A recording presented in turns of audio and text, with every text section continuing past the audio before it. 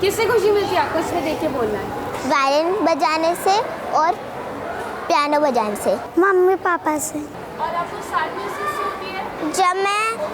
जब मैं बारिश में खेल नहीं पाती, जब मेरी बहन मेरे को चाटा मारती है तब। मुझको ना SST की सब्जेक्ट नहीं पसंद।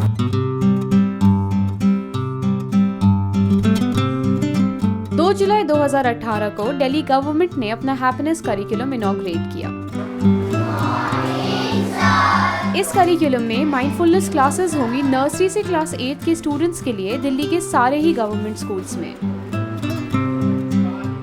पर आखिर इन क्लासेस में होता क्या है, ये जानने के लिए मैंने एक क्लास अटेंड करी। अपनी सांसों का जो आना जाना है उसे महसूस करिए।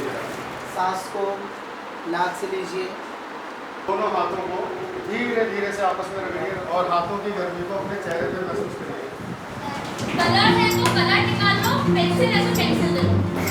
क्या बोलते, डेस्क पे हाथ रखते हैं और फिर हम अपनी सांसों पे ध्यान देते हैं और फिर कभी कभी हम वो नेचुरल आवाज़ सुनने की कोशिश करते हैं जो हम नॉर्मली नहीं सुन पाते। ध्यान से सोचते हैं और किसी चीज़ को महसूस करते हैं। हम माइंडफुलनेस में ड्राइंग करते हैं। माइंडफुलनेस एक एक्टिविटी होती है जिसमें हमें ये पता चलता है कि हमें ध्यान लगाना चाहिए। सच बताऊँ तो गवर्नमेंट स्कूल से मेरे दिमाग में टूटा हुआ फर्नीचर और पुअर एडमिनिस्ट्रेशन की इमेजेस आती हैं, लेकिन ये स्कूल विजिट करके मुझे काफ़ी प्लेजेंट सरप्राइज हुआ कि ना ही सिर्फ ये एफिशिएंट है, लेकिन यहाँ की हैप्पीनेस क्लासेस भी काफ़ी स्मूथली प्रोग्रेस कर रही हैं। एक्टिविटी करने के बाद सभी लोग यहाँ पर अवेलेबल हैं। आपकी किसी भी तरीके से मदद की होगी, उनको भी आपके लिए क्लैपिंग की आवाज़ सुने और किस चीज़ की आवाज़ है। कहानी का नाम हमारे जली हुई रोटी की बात याद आई। मम्मी ने जब रोटी बनाई थी, थोड़ी सी रोटी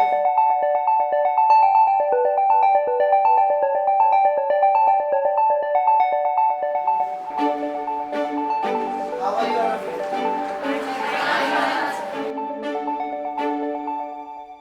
Education cannot just be about the marks students get. Education really has to be about the kind of human beings who are coming from school.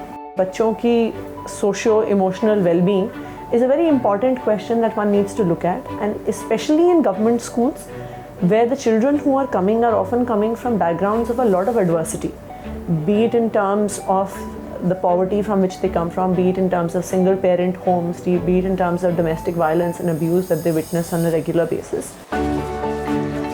पर आखिर ये डिसाइड कैसे हुआ कि करिकुलम में क्या होना चाहिए? 7-8 ऐसी ऑर्गेनाइजेशंस निकली, मेंटल हेल्थ एक्सपर्ट्स निकले, एजुकेशनिस्ट निकले, जिन्होंने हमारे अपने टीचर्स के साथ काम करके सिलेबस को डिज़ाइन किया है।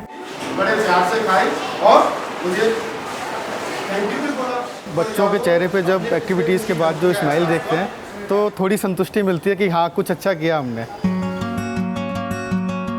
हमको पर्सन टू पर्सन इंटरेक्ट करना, हर बच्चे के विचार जानने हैं, लेकिन कई बार टाइम का कम होने की वजह से ऐसा कई बार होता है, तो थोड़ा सा टाइम अगर और मिले इसको तो ज़्यादा बेटर रहे। हमें अपने ऊपर क्या करना है, बिलीव करना है।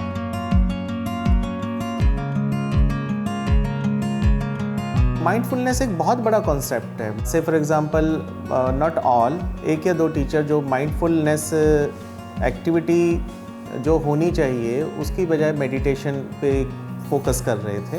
हालांकि इस हैप्पीनेस करिकुलम में काफ़ी पोटेंशियल है, लेकिन ये वक्त ही बताएगा कि ये कितना सक्सेसफुल होगा।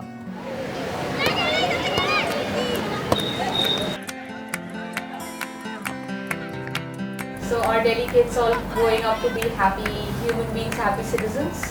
Well, I hope so, because if children grow up to be happier than they are, then मुझे लगता है कि within the next decade or so we will see a lot of difference in the society we live in. We will see a lot of difference in the city that we live in. अभी ये clear नहीं है कि दिल्ली के कितने government schools इस तरीके से फंक्शन कर रहे हैं, स्पेशली अपनी हैप्पीनेस क्लासेस के साथ।